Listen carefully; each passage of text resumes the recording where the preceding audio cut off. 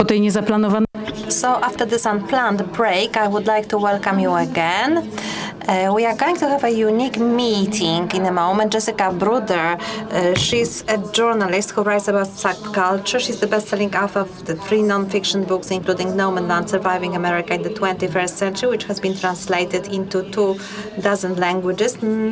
On Saturday, we will find out whether she will be the laureate of the award named after Ryszard Kapuściński. Maciej Jarkowiec, a journalist of Gazeta Wyborcza, will lead this interview.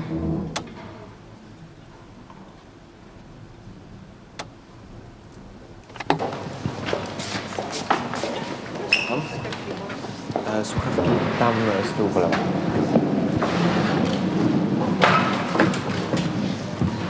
Here are the microphones, sorry. Thank you. Thank you. Włączone. Tak. Włączone.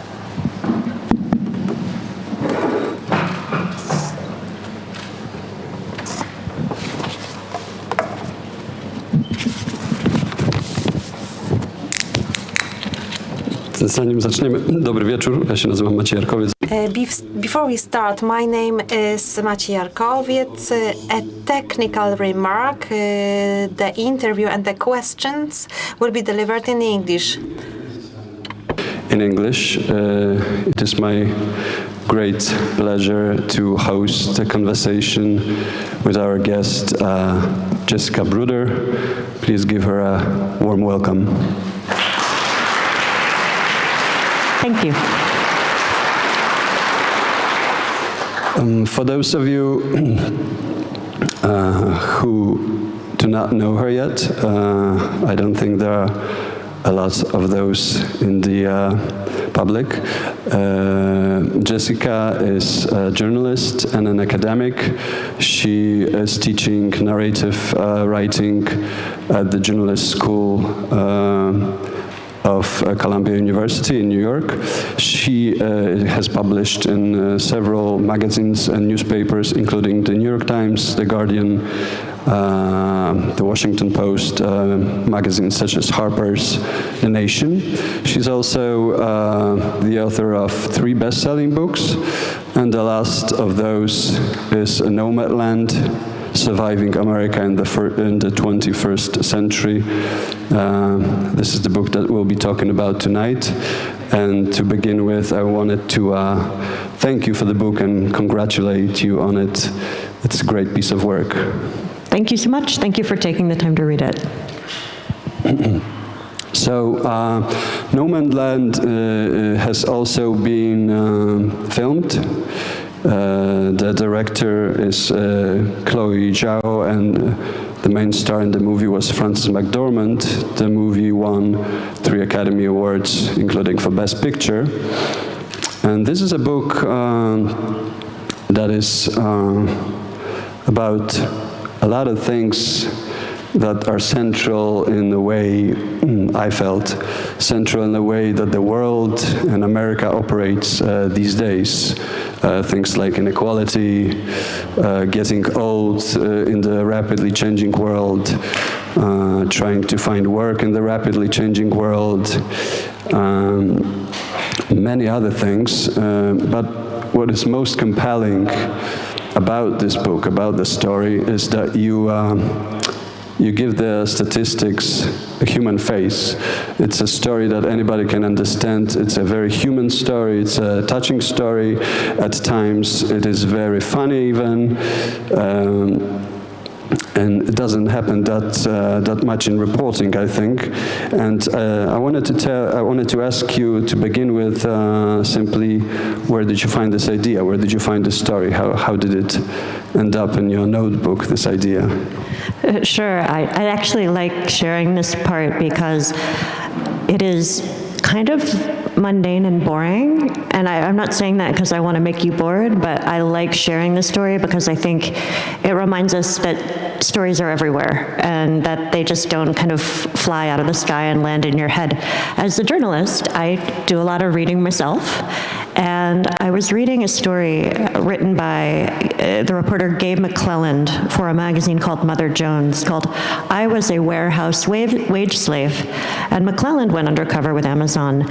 And there was a very short moment in the story. The story got a lot of press because it talked about how brutal the quotas were in the workplace. And it was one of the earliest pieces to really do a great job with that. But what captured me and haunted me were these two paragraphs where the reporter spoke with somebody who said, oh yes, I am working here part-time because I can't afford to retire.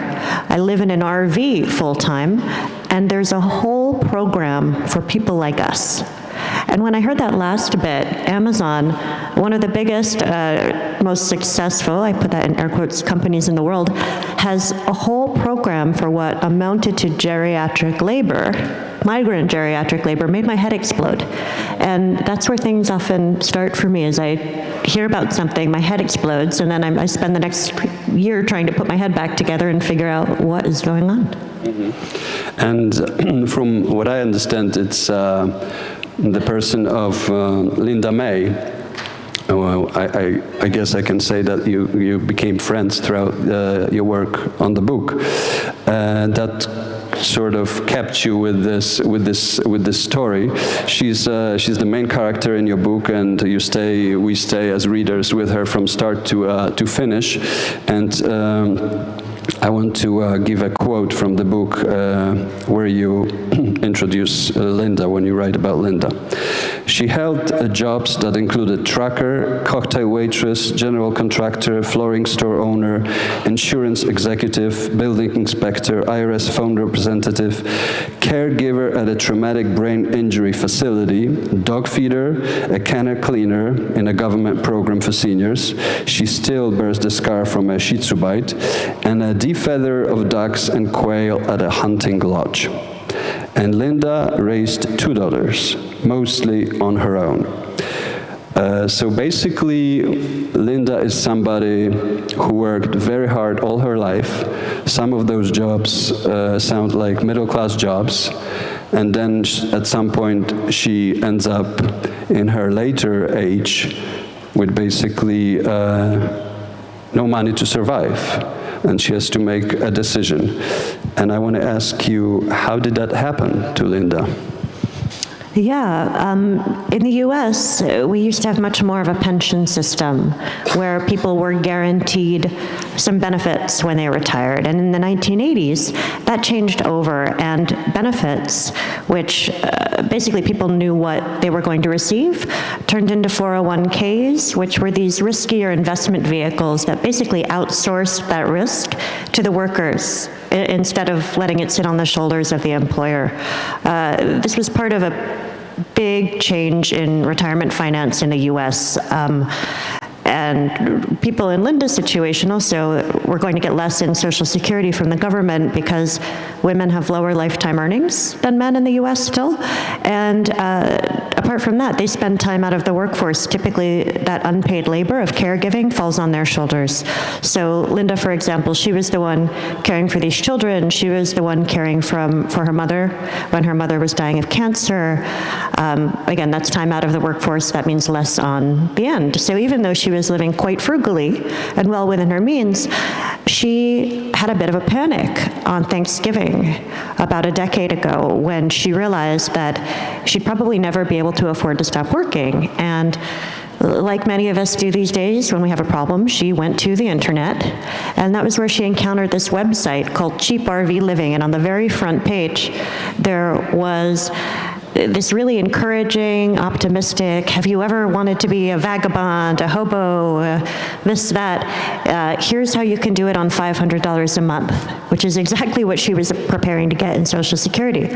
So she decided that maybe this was worth a shot, that maybe if she hit the road and worked, she'd be able to amass a bit of a fund so she actually didn't have to work until the day she died.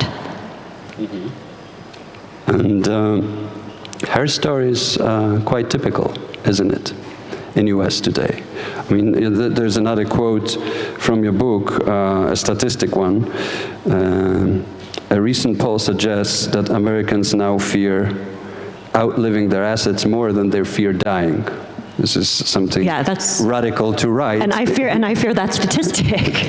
Yeah, I mean, it basically says that people are afraid to get old, pretty much, in the country because they are afraid they might not have money to survive on.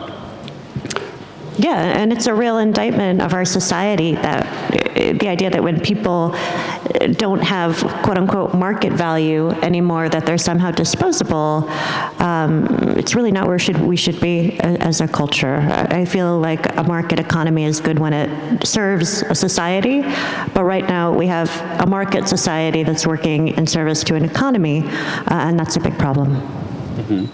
And this is the thing that with this book that is so striking, that it seems pretty obvious the way you describe it, that such phenomenon exists as all those old Americans in such predicaments, but it's basically a story that is not out there in the mainstream media, as you call them. The book brings it up, and there's so many other discrepancies, I feel, between the official narrative and the narrative that is hidden. For example, you always read about the unemployment rate in US, which is usually very low. Even at the times of crisis, for our standards, when in the US unemployment goes up to 8 or 9%, everybody panics. But what's not in the statistics in the US, right? That's what I wanted to ask you. What's not in the statistics? What's not in the statistics? You have people who have given up looking for work. And also, the statistics don't account for the fact that so many of the jobs right now, including those Amazon warehouse jobs, where, as we recently learned, thanks to the New York Times, it's actually baked into the plan for the workforce there that individuals should be disposable, that you don't want anybody hanging around for too long because they might get some ideas. So even if we have employment that looks high, if so many of these jobs are of such poor quality that many people have to work multiple jobs with uncompromising schedules, that's not a good thing either. So again, job quality is a really important thing to look at.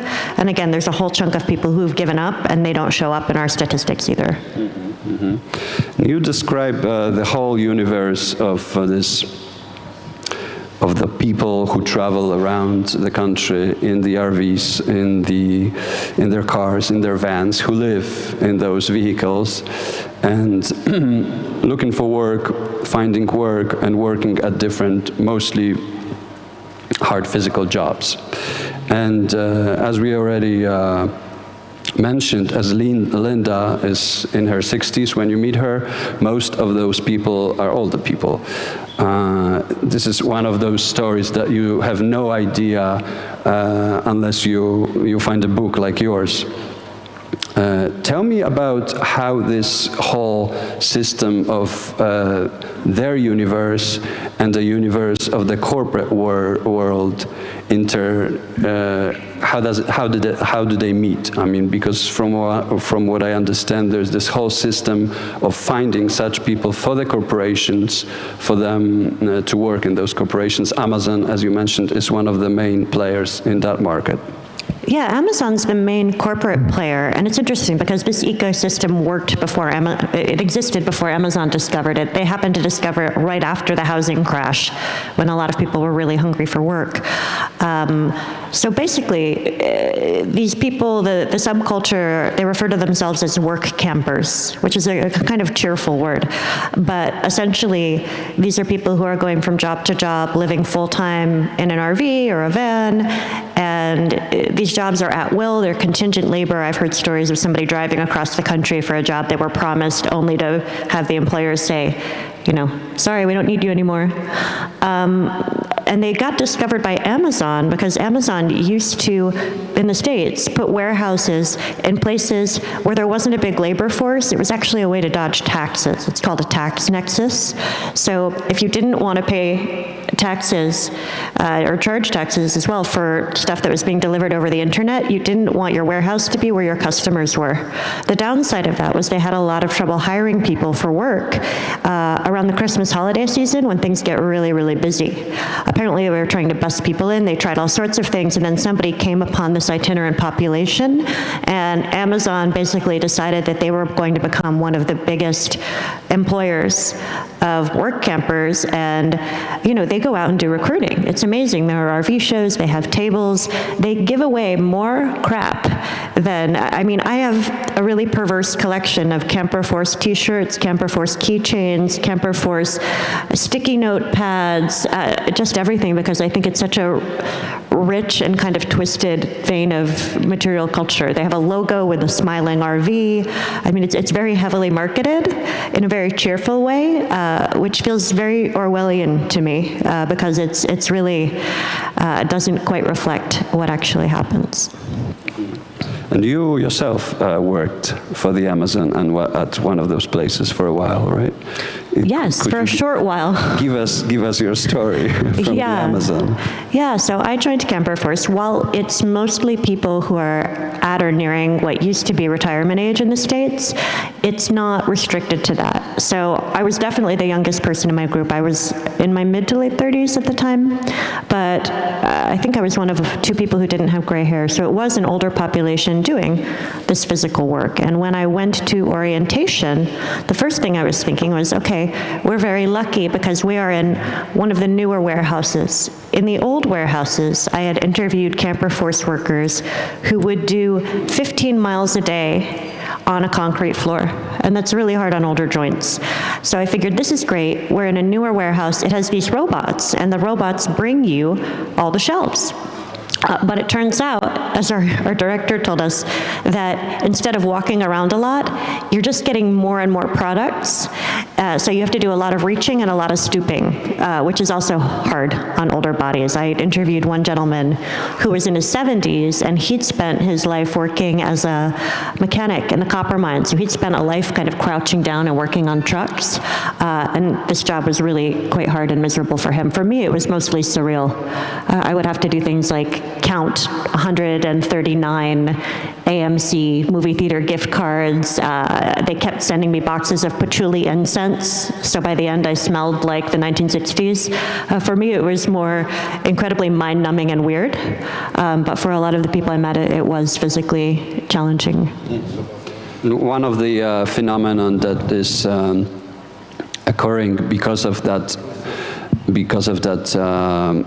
Amazon and other corporations using people who are constantly on the move is that there's pretty much no way, as I understand it, for them to organize, right? To unionize. That's the dream of Amazon. So as we learned recently, they want constant turnover in the lower echelons of the company. So the people in the warehouses, even if they're not with this program Camper Force, the idea is if you keep that churn going, you keep people going in and out, they don't form relationships, they don't get the kind of solidarity it takes to organize, and then you just keep going through more and more people. The challenge is at some point Amazon is going to run out of people that they can churn through because the company's grown so rapidly, and I think there's been at least a little bit of a realization that if you treat people like they're disposable and you run through all the people who might work for you, that might actually come back to bite you in the end.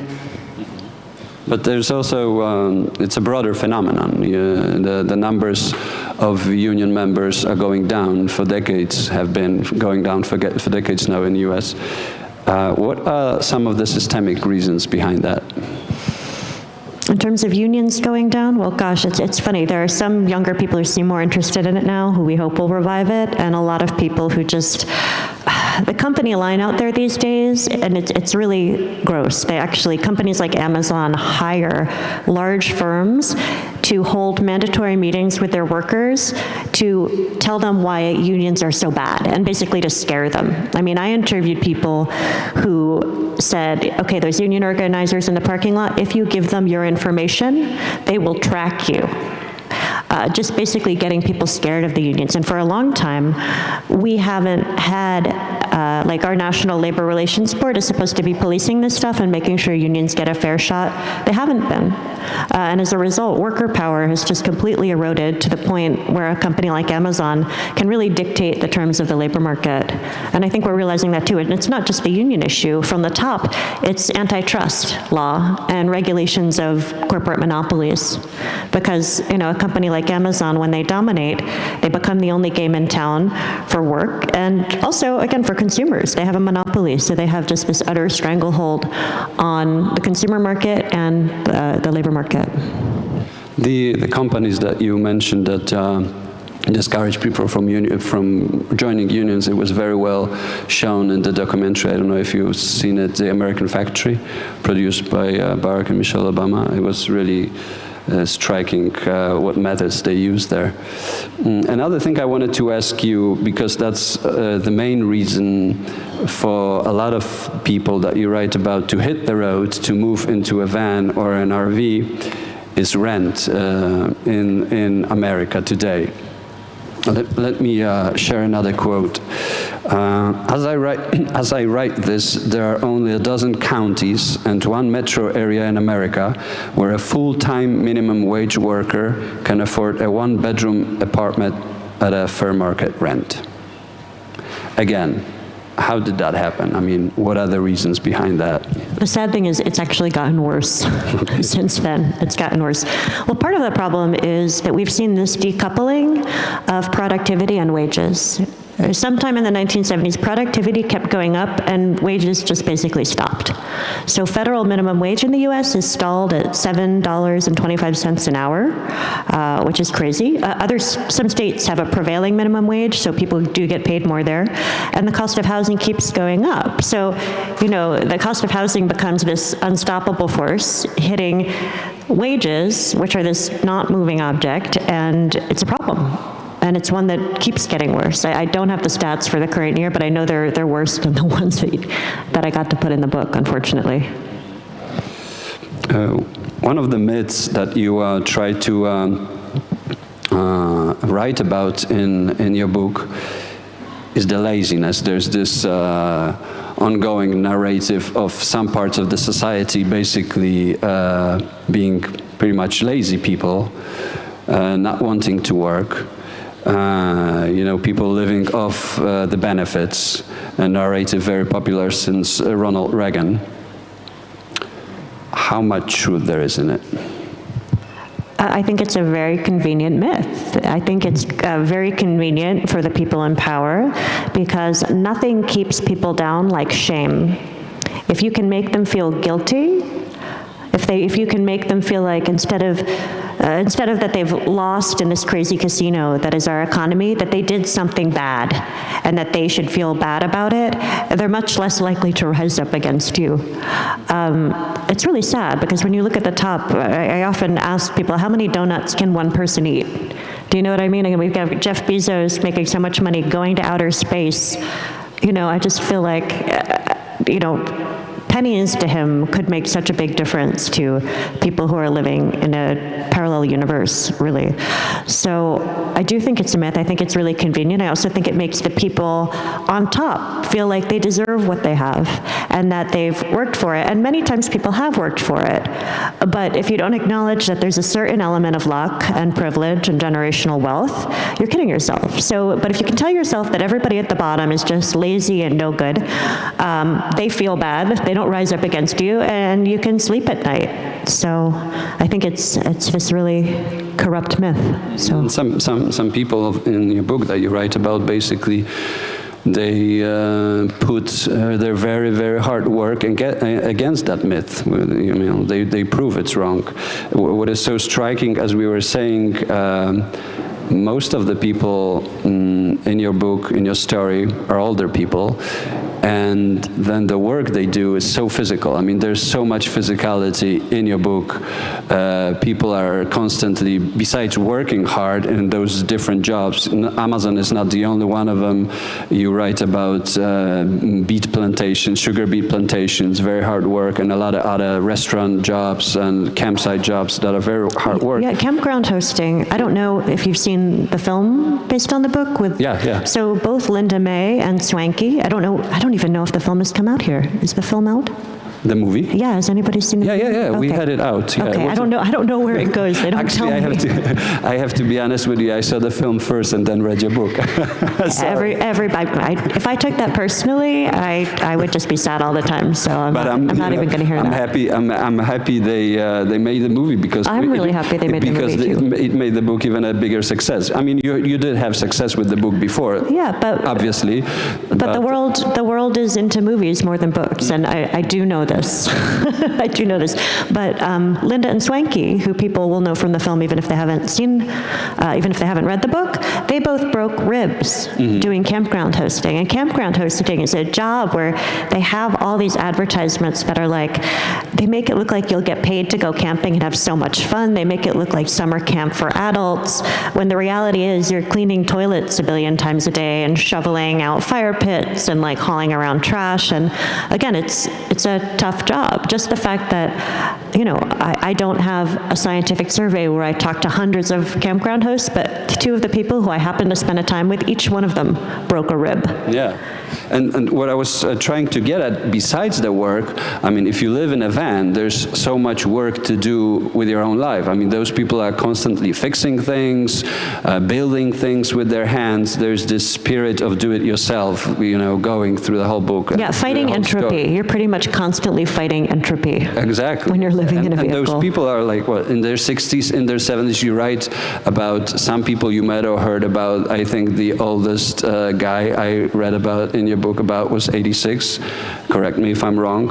So we are talking about really people who have had enough in their life of many things, and now they're at the stage where they work so much.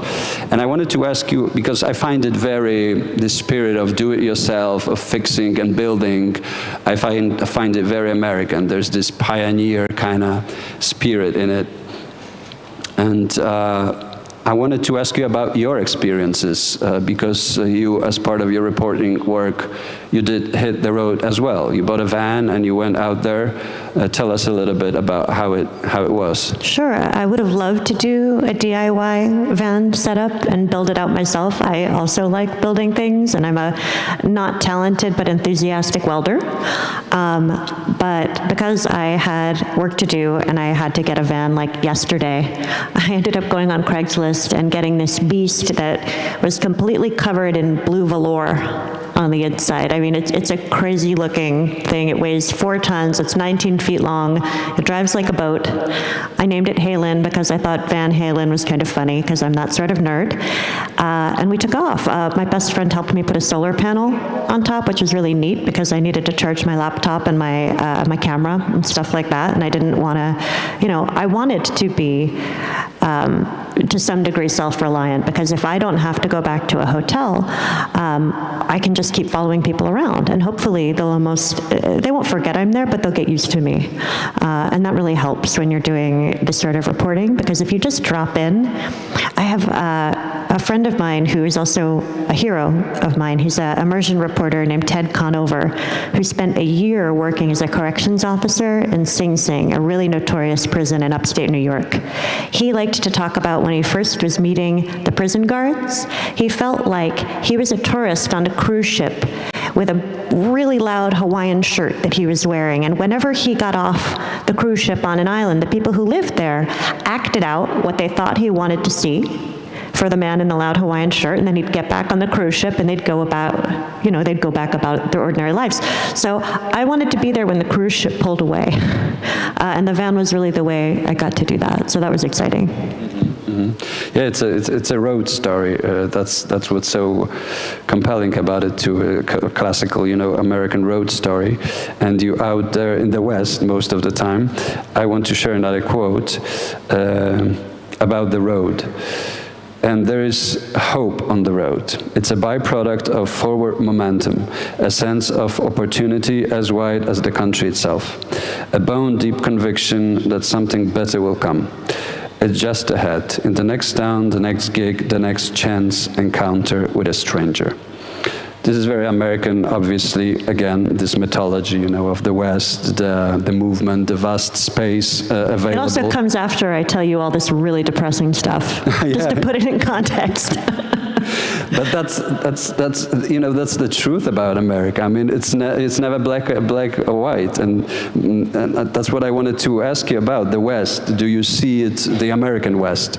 Do you see it as some sort of a rescue, that, you know, this kind of story that we've seen in the film and read about in your book could not happen in other countries just because of the space of geography, that out there you can leave New York and you can be in, I don't know, a half day of traveling out there in the open space, which gives you opportunity even mentally, I feel, you know, it opens your mind a little bit.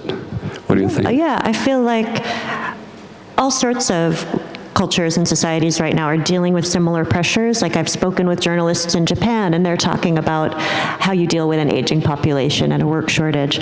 But I do feel that this vast amount of space may be unique to the US in terms of that sense of movement, and in terms of the fact that there are so many Americas in America, which makes it exciting as a reporter, because I'm from the Northeast, right? I live in my own little bubble, and you can live in America and not see all these things. There are just so many different things going on.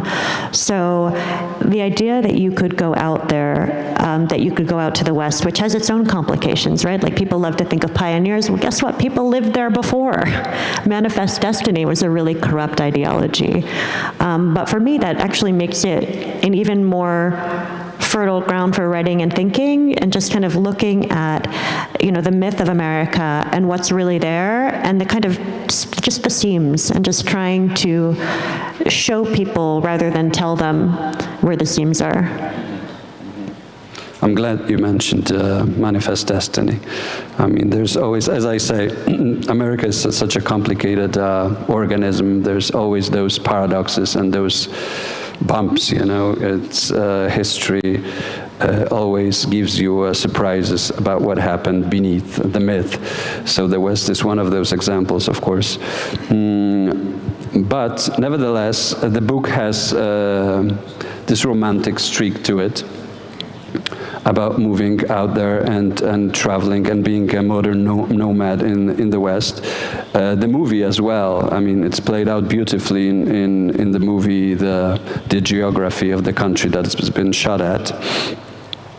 And I feel from what you write, that it kind of touched your heart too. I mean, you write that you when you came back to New York from your travels, you found yourself missing that sort of life and the people you met there. What did you miss about being a nomad? I think I missed, for me, and, you know, for many of us who like to move around, particularly in the era of the pandemic, like, I feel very, very lucky to be here in Poland. It is my first time here. I love moving around. The pandemic is horrible. I feel like being out there and having this sense of containment, that I've got everything I need in this van. It's almost like a big turtle shell. You know, it's almost like having an exoskeleton that's bigger than you and stronger than you, but can keep you alive and take you where you need to go. And there's just something really interesting about being in that space that hadn't really occurred to me until I felt it. I remember going back home, and I live in New York. I don't have like a gigantic house or anything. So when I woke up in my bedroom and it suddenly felt huge, it was very confusing to me. And it was because I was so used to sleeping in the van, and this, you know, I wake up and sometimes I wouldn't remember where I parked the van, but I knew exactly where I was in the van. The ceiling's right here, the drawer with my toothbrush is right there, everything's in arm's reach. Suddenly I wake up and I'm in a bedroom, and there's a ceiling that I can't touch with my hand, and my toothbrush, it's like, you know, down that way, and it just made me feel very vulnerable and exposed. And that was fascinating to me. It was interesting because I feel like one of the great but also terrifying characteristics of humans, the one thing that has made us so successful as a species, but also so prone to utterly destroying ourselves, is the fact that we adapt to things so quickly. We normalize things so quickly, right? This is why we're really bad at acting on long-term problems like climate change, just because we're very, very good at sinking into the moment and making where we are completely normal, even if we should be alarmed or stressed out, or things get really normal really quickly. But I hear also in what you're saying this, and Linda, from your book, Linda May was talking about it. Also are getting at this this notion that being out there in a small space in a van, you just get rid of so many things that you don't really need, that we live surrounded by in our daily lives, in our cities. And this was something that struck me the most in the book, I think, because I kind of, I'm struggling with the same irritations and the same frustrations that Linda May has about the world being the world of things, basically. Let me share with you a quote from Linda May again. She writes, because this is a Facebook post, if I can remember correctly. Right now, I am working in a big warehouse for a major online supplier. The stuff is crap, all made somewhere else in the world, where they don't have child labor laws, where the workers labor 14 to 16 hours days without meals or bathroom breaks. There's 1 million square feet in this warehouse packed with stuff that won't last a month. It is all going to a landfill. This company has hundreds of warehouses where we can enjoy the fruits of their labor. This American corporation is probably the biggest slave owner in the world. This is, of course, very radical, but I want to ask you if it is untrue. It's not untrue. So I just gave you a double negative. I actually, when Linda wrote that and she posted it and she also shared it with me, I thought it was fascinating because Linda is not very political. Linda doesn't really do ideology. She connects very well with individual people. She's so much in the moment, which is something I actually really admire at her because I'm terrible at being in the moment. I'm in 5 places at once. Don't ask me where the other 4 are right now because I'm not going to tell you. But so Linda, she didn't say stuff like that. She's not your friend who's always posting the political memes on Facebook. And for her to come to that conclusion after years of doing this job and just seeing her have this evolving sort of class consciousness, I thought was really, really interesting. And it actually gave me hope for people who don't want to be seen as complainers, people who are very resilient, starting to look around and see where they are from a distance and say, wait a minute, this isn't the picture that it should be. Mm-hmm. I'm just looking at the time here because we have 10 more minutes, right? I think we've got a giant countdown clock. It's kind of terrifying. Oh my God. That makes it much easier. It's got huge red numbers. So, because I have to make my choices with the questions here, especially that I wanted to give you, the audience, maybe last, I wanted to give you 10 minutes, but now I'm going to give you only 5 because we have 7:50 left. Thank you for showing me this. So, it's really big. Let me ask you about freedom. Obviously, we are at the event that has freedom in its name. You write another quote from your book: "The last free place in America is a parking spot." Pretty radical statement too. We live in an era where there are all those debates about freedom, you know, freedom versus security, if you can have both, what does freedom mean? The freedom of speech has been becoming a problematic term as well. There's, of course, so much talk about freedom in your book, freedom from debt, freedom from having to pay for your accommodation, freedom from possessing things. I wanted to ask you how you understand freedom today. How do you position yourself in those debates? I think freedom is really interesting because it's so malleable, because it's not one thing or another, and because I think we've essentially weaponized freedom. Because freedom is a word people use to express the things they want to be able to do, regardless of how those things impact other people, right? I mean, I think about the US right now, where we have the debates over these masks, and people are saying, I want to be free not to wear a mask. And I think, well, I'd like to be free not to die from the coronavirus, right? So I think freedom is a really loaded notion, but really fascinating, because we have freedom from and freedom to. Maybe I want freedom from debt. Maybe I want freedom to be able to drive my van. It's just, again, I feel like people on both sides of any debate can invoke freedom, and it can mean completely two different opposite things. So because it's such a part of the American myth, the fact that it doesn't really have a fixed meaning to me is just telling. It's like a lot of things, for us at least, in the American myth, where it can shift very quickly depending on your circumstances. Your book, this is my last question, and I'll give the floor to the audience. Your book has been translated to more than 20 languages, am I correct? Polish included. And the Polish title is Nomadland w drodze za pracą, which means searching work or on the road to find work. But the original title is Nomadland, Surviving America in the 21st Century. And what I was curious about is you write Surviving America, not Surviving in America. Why is that? Thank you for noticing that, because it's a bit of both. It's like when you play with the idea of the last free place in America as a parking spot, right? It's free as in you're not paying for it, but it's also free. You're at liberty to be there. Well, when you're surviving America, we know you are in America, but you're also surviving it. So the idea that in some ways it becomes its own obstacle, a thing to survive rather than just to survive in, is definitely what I'm trying to mess with there. And nobody's asked me about that before, so thank you for noticing it. Great.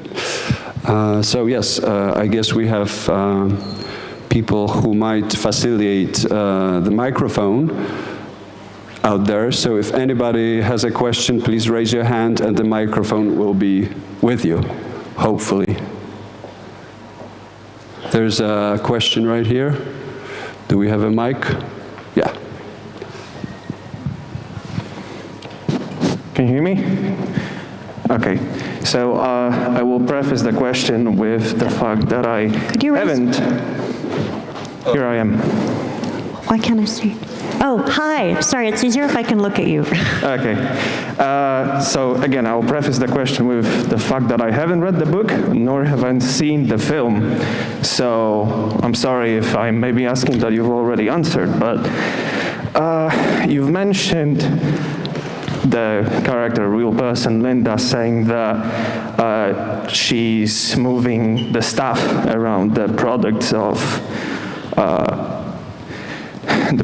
labor, basically slave labor, as she also says that those companies are the biggest slave owners in the world. And well, in this event, this whole event is about liberalism, right? So I want to ask you how can liberalism, or if liberalism can address these problems? Is it possible to reconcile a capitalistic liberal system and labor laws and basically getting rid of the slave labor, as Linda puts it? Thank you.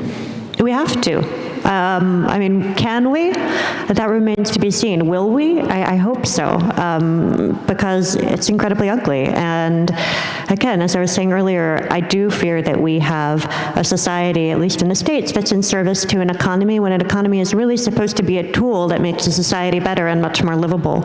So I think it's an obligation for us to do that, and for us to realize that freedom sometimes involves regulation, right? Because people want to be free to live their lives without essentially being enslaved by these miserable jobs. So I do think we need to invoke one of these different kinds of freedom and to see it in certain kinds of regulations, because otherwise these corporations can really just completely dominate, and really there's no negotiation with them.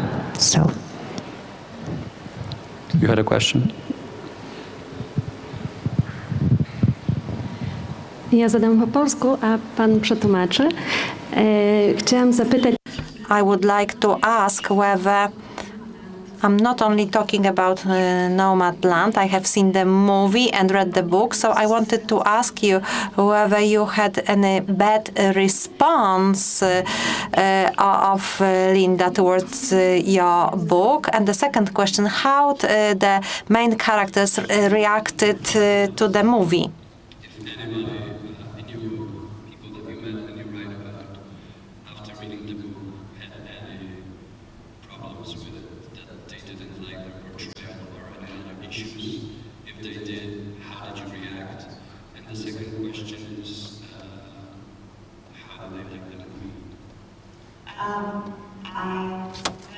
Surprised and very grateful that people didn't have problems with it, but as a journalist, my job is to tell the truth to the reader and not to be a publicity agent for individual people. So you never know. Joan Didion, one of my favorite narrative journalists, said writers are always selling someone out. And by that she meant that there's inevitably going to be a gap between the way we see people and the way they see or wish to present themselves. For example, it started as a magazine story, and I remember being terrified the night it was about to come out, just saying, I tried my hardest, I hope I got it right, but it's scary. It's a responsibility to share other people's stories. And I remember going on Facebook, and one woman said, it wasn't to me, but she posted, I really appreciate Jessica's spirit, and I like her, but I felt misrepresented. And I said, oh no, what did I screw up? And I remember clicking read more. And she said, well, Jessica talked about when I couldn't get a job and I couldn't sell my cabin and I broke my wrist and stuff got stolen. She said that that was a stream of bad luck. But I really see that as the goddess setting me out on the road for my true path. And my first reaction was, oh, thank goodness. My second reaction was, wait, the best way to deal with this is more truth, because that tells us so much about her. So when I wrote that scene into the book, instead of saying it was one way, I said what outsiders might see as this, but she saw as that.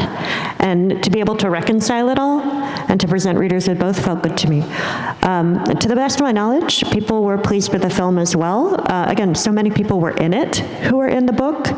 I was on the set when they recreated an event called the Rubber Tramp Rendezvous. I think there were about 50 of us, and most of them people I'd known from this community.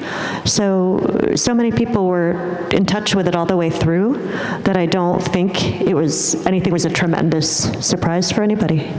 And they felt good about it, which is why they stuck with it, which is lucky for all of us. Thank you. Thank you. And again, thank you. Please go to the end. Yeah, they tell us to go to the end, so thank you again very much. Thank you. And congratulations. Thanks for your hospitality.